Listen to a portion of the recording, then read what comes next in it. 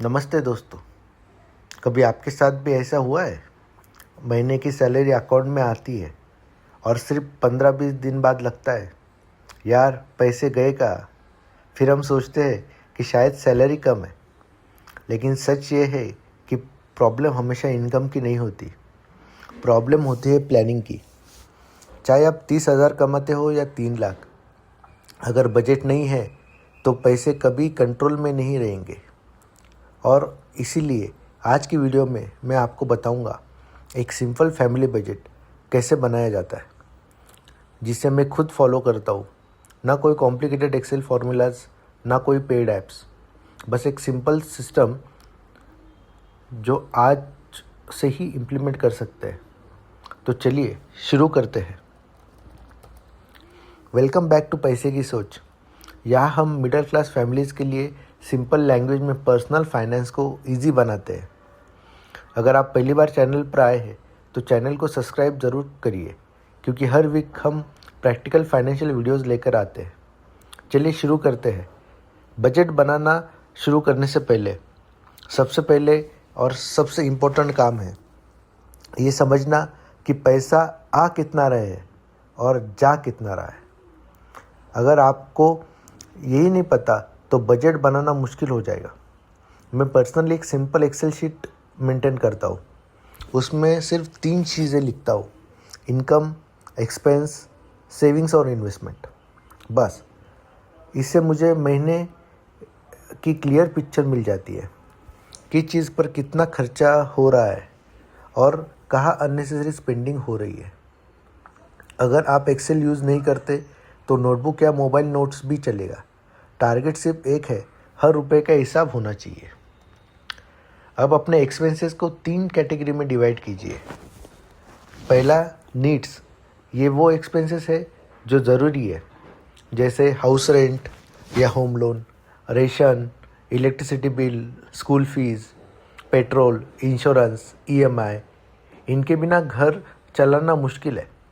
दूसरा है वांट्स।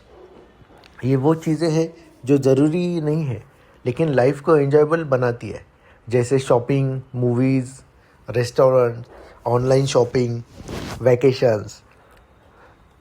तीसरा है सेविंग एंड इन्वेस्टमेंट। इस कैटेगरी में आते हैं emergency fund, mutual fund, PPF, FD, NPS, retirement planning. ये आपके फ्यूचर को सिक्योर बनाती है। अब बात करते हैं बजटिंग के सबसे फेमस रूल की, 50-30-20 रूल।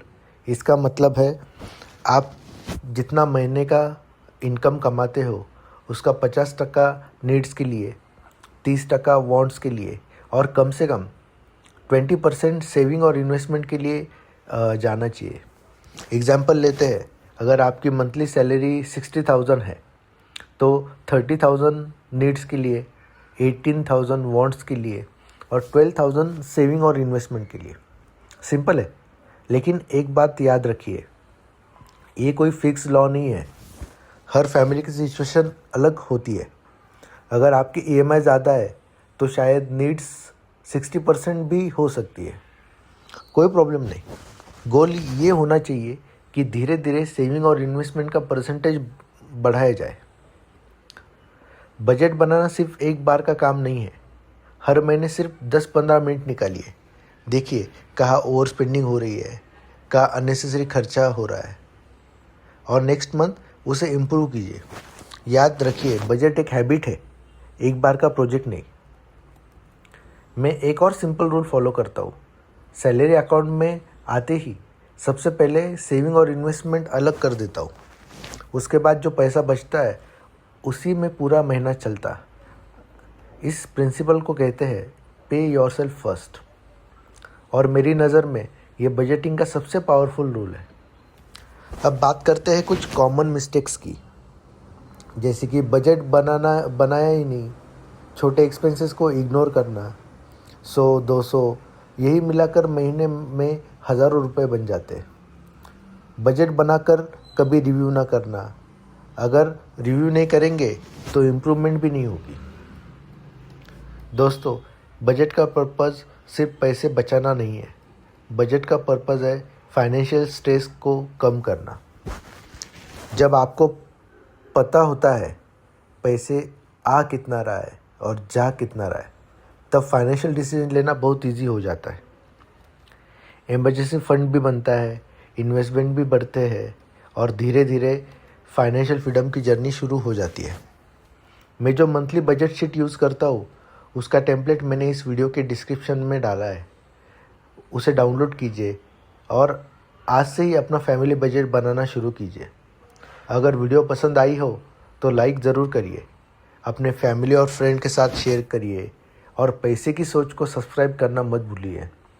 मिलते हैं अगले वीडियो में, तब तक याद रखिए फाइनेंशियल फ्रीडम एक डेस्टिनेशन नहीं, एक जर्नी है। Thank you.